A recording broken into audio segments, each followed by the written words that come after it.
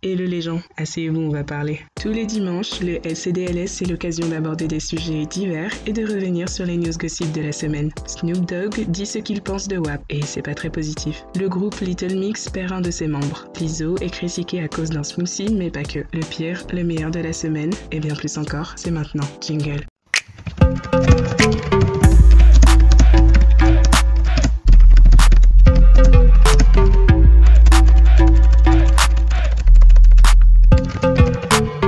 Little Mix, c'est ce groupe anglais qui a remporté X Factor en 2020. Depuis, elles enchaînent les succès, et c'est sans doute l'un des groupes de filles les plus populaires dans le monde, si c'est pas le plus grand groupe. Perso, je fais pas forcément partie de leur public cible, et je les calcule pas trop, mais j'ai pu voir leur parcours de loin, et ça va, je les aime bien. Malheureusement pour elles, Jessie Nielsen, l'une des membres du groupe, a annoncé cette semaine qu'elle quittait Little Mix. Et en vérité, cette annonce n'est qu'à moitié surprenante. Je vous lis une partie de son post. À tous mes mixeurs, ces dernières années avec Little Mix ont été les plus incroyables de ma vie. Nous avons accompli des choses que je n'aurais jamais cru possibles. La vérité, c'est que récemment, être dans le groupe a vraiment mis un coup à ma santé mentale. Je trouve la pression constante de faire partie d'un groupe de filles et de répondre aux attentes vraiment difficile. Il y a un moment dans la vie où nous devons nous réinvestir dans le fait de prendre soin de nous plutôt que d'essayer de rendre les autres heureux. Et c'est le moment pour moi de commencer ce processus. En fait, je trouvais intéressant de discuter de ça à cause de la raison qui a poussé Jessie à démissionner. Depuis l'année dernière à peu près, Jessie se confie ouvertement sur le harcèlement qu'elle subit sur internet. La pression de répondre aux attentes dont elle parle, c'est en fait les attaques ciblées sur son physique dont elle fait l'objet depuis le tout premier jour de sa carrière avec Little Mix. The night we won X Factor, I think I had about 101 inbox messages on my Facebook, and the first one that come up was from some random man, and he was like, "You are the ugliest thing I've ever seen in my life. How on earth were you ever put in this girl band? You deserve to die." Just won the X Factor, and all I want to do is just go back to my normal life, and I just was like, there's nothing I can do about this now, I'm in it. Jessie essaie de continuer et de passer au-dessus des critiques, mais c'est clair que tout ça l'atteignait énormément au quotidien. Les autres membres du groupe étaient témoins de son calvaire, mais elles pouvaient pas faire grand-chose de plus que la soutenir. I just had to sort of watch this amazing, funny girl sort of become a bit like a broken doll. It was horrible.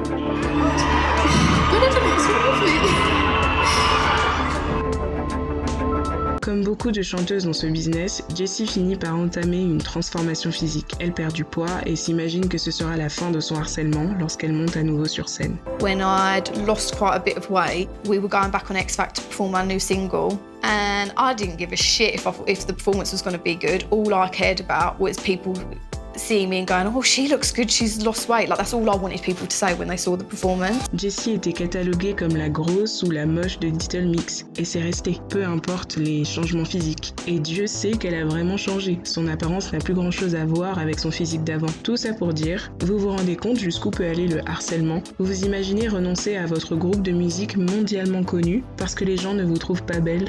Je veux pas du tout minimiser l'impact du harcèlement sur internet. Au contraire, la décision extrême qu'elle a prise montre les conséquences concrètes que peuvent avoir un simple tweet. Ceci étant dit, c'est vrai qu'il y a un degré de superficialité qui me dérange dans tout ça. Certes, les actes sont graves, mais à un moment donné, elle doit se demander pourquoi elle est obsédée par ça depuis 9 ans. Pourquoi elle vit littéralement son rêve d'être chanteuse, mais ça lui suffit pas. L'important pour elle, c'est d'être belle aux yeux des gens. Mais c'est pas tout blanc ou tout noir. Elle est aussi dans une industrie qui met en avant un certain type de physique. En plus de vendre des disques, être chanteuse pop, c'est aussi vendre une image. Si elle est moche, ça réduit la valeur de son image de marque. En plus de ça, elle fait partie d'un groupe, donc elle est en permanence comparée à ses collègues. Bref, de par son métier, tout dans son quotidien est fait pour qu'elle soit focalisée sur son apparence. Quand on est chanteuse, l'apparence, l'image, ce n'est pas superficiel. C'est même un des piliers d'une carrière. Pendant que vous étiez tous en train de twerker sur WAP, la chanson de Cardi B et Megan Thee Stallion, heureusement que Snoop était là pour identifier le danger. Tonton Snoop s'inquiète pour le message que l'on fait passer aux jeunes filles à cause de ces rappeuses toujours plus libérées dans leurs paroles. Dans une interview, il donne son avis sur WAP. WAP. Oh my God. Slow down. Okay. Slow down. And let's have some imagination. Let's have some, privacy, some intimacy. That's like your pride and possession. That's your jewel of now. Like, that's what you should hold on to. That should be a possession that no one gets to know about until they know about it. Now, when I was young, well, I may have been with the movement. I probably would have been on the remix. But as an older man, it's like, I love it that they're expressing themselves and they doing their thing. I just don't want it to where young girls feel like they can express themselves like that without even knowing that that is a jewel that they hold on to. I would imagine you have conversations like this with your daughter. Yes, but my daughter is from a different era though. She's from this era, so she may be doing the WAP, you know what I'm saying, a part of the WAP, and I can't be mad at her because it's her generation, you know what I'm saying?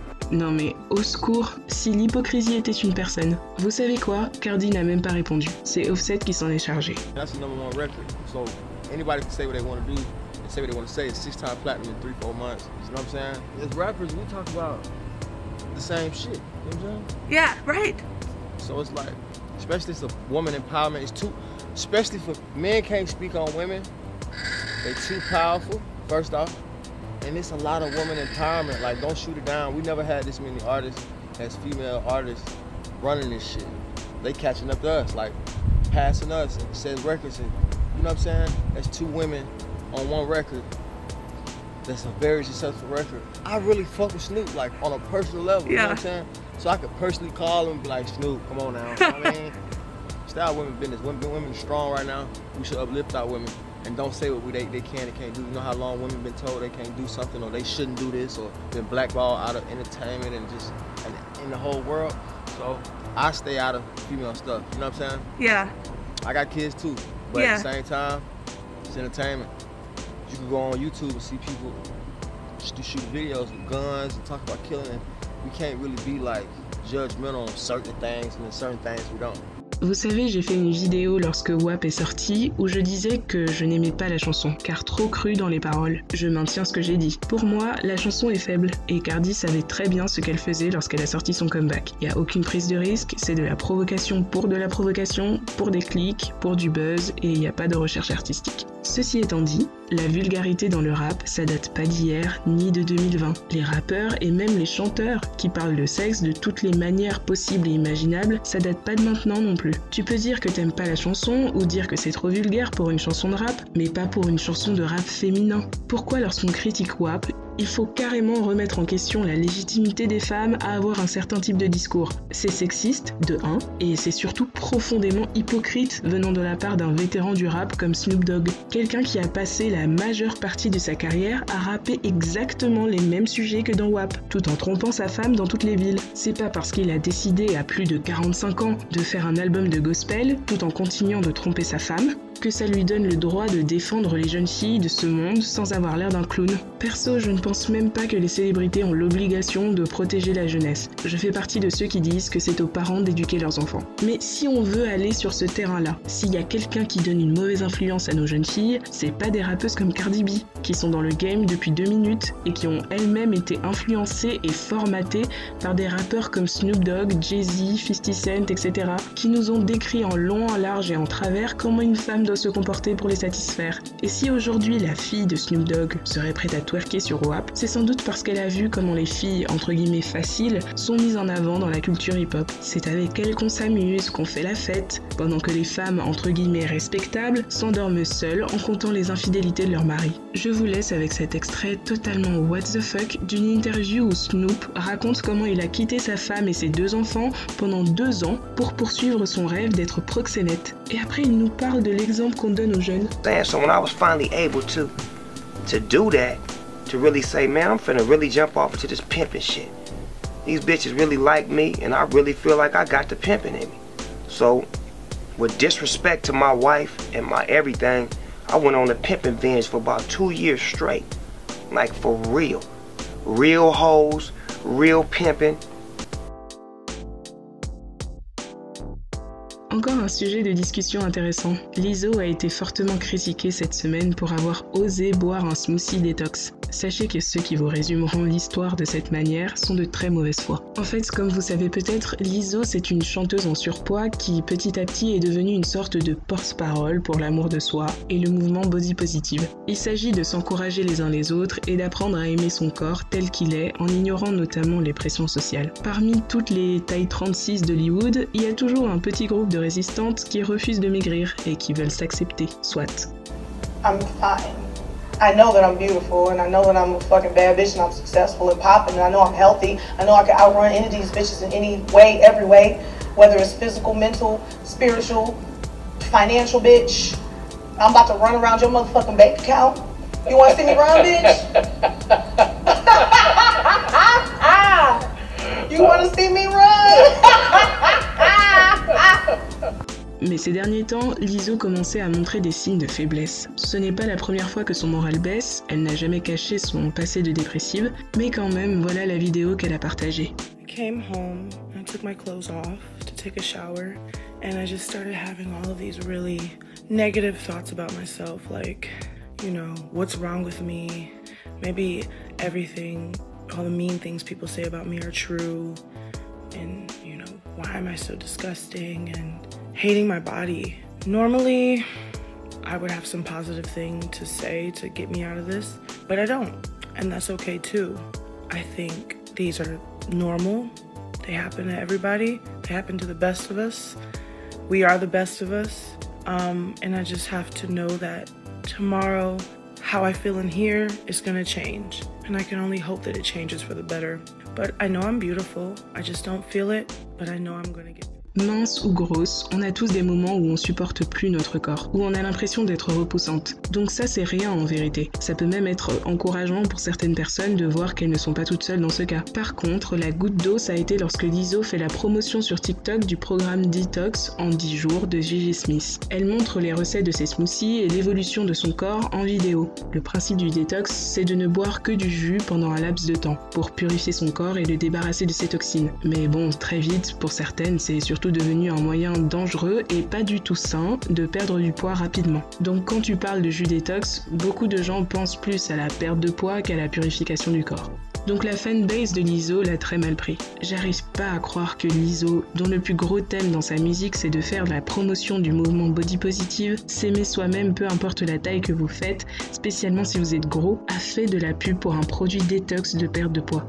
Je ne m'attendais pas à voir Lizzo faire de la pub pour le détox et pour une spécialiste de la perte de poids rapide, dont le titre du livre est « Imaginez-vous mince » sur Instagram aujourd'hui. Mais nous y voilà, mince, tellement profondément décevant et dangereux. Effectivement, le programme de 10 jours que Lizzo a suivi appartient à Gigi Smith, une spécialiste qui, comme vous pouvez le voir, est focalisée sur la perte de poids. J'avoue que c'est bizarre pour Lizzo de mettre en avant ce type de personne. Mais comme j'ai dit, à la base, le detox, c'est pas fait pour perdre du poids. Et Lizzo se défend contre les critiques en expliquant pourquoi elle a fait ce programme. I feel like as a big girl, people just expect if you are doing something for health, you're doing it for like a dramatic weight loss. And that is not the case.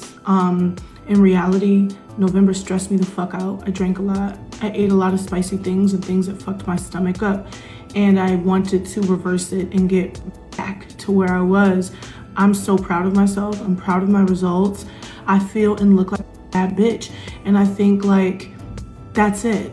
I'm a big girl who did a smoothie detox. Pour bien rassurer les gens, elle poste ses photos avec un message de motivation. C'est un peu une façon de dire « Hey, vous inquiétez pas, je suis toujours grosse ». Non mais plus sérieusement, il y a plusieurs éléments que je trouve intéressants dans tout ça. Déjà, même si je trouve les réactions des fans de Lizzo un peu excessives, je comprends leur sensibilité parce qu'elles n'ont pas beaucoup de célébrités en surpoids, voire même obèses du coup, qui s'efforcent de renvoyer une image positive comme le fait Lizzo. Maintenant, je suis quand même un peu triste pour Lizzo qui est clairement enfermée dans ce rôle de porte-parole pour les personnes en surpoids ou qui ont du mal à accepter leur corps. Je pense qu'à ce stade, elle n'a même pas le droit de maigrir. Alors ok, elle n'en a pas envie, elle aime son corps, mais c'est son corps. Et qu'est-ce qui se passera si demain elle décide de perdre vraiment du poids? Elle risque de littéralement perdre sa fanbase. À tous les fans de Lizzo, je vous propose de vous préparer psychologiquement à cette éventualité, car ce serait pas la première célébrité en surpoids, soi-disant bien dans sa peau, qui décide de passer du côté obscur et de maigrir. Balaye devant ta porte avant de parler des autres. Regarde-toi dans le miroir. Tourne ta langue 7 fois dans ta bouche avant de parler. Ne trompe pas ta femme avec des gamines de 20 ans. Ne prostitue pas les femmes. Récolte les bénéfices de ta carrière impressionnante en silence. Et relis la Bible aussi. Snoop Dogg est le clown de la semaine, ainsi que l'hypocrite de l'année. Merci pour lui. On se retrouve dimanche prochain pour un nouveau LCDLS. Et vous pouvez voter dès le vendredi dans l'onglet Communauté pour élire le clown de la semaine. Dites en commentaire ce que vous pensez de la vidéo et si vous êtes d'accord avec le résultat. Allez, on se parle en commentaire.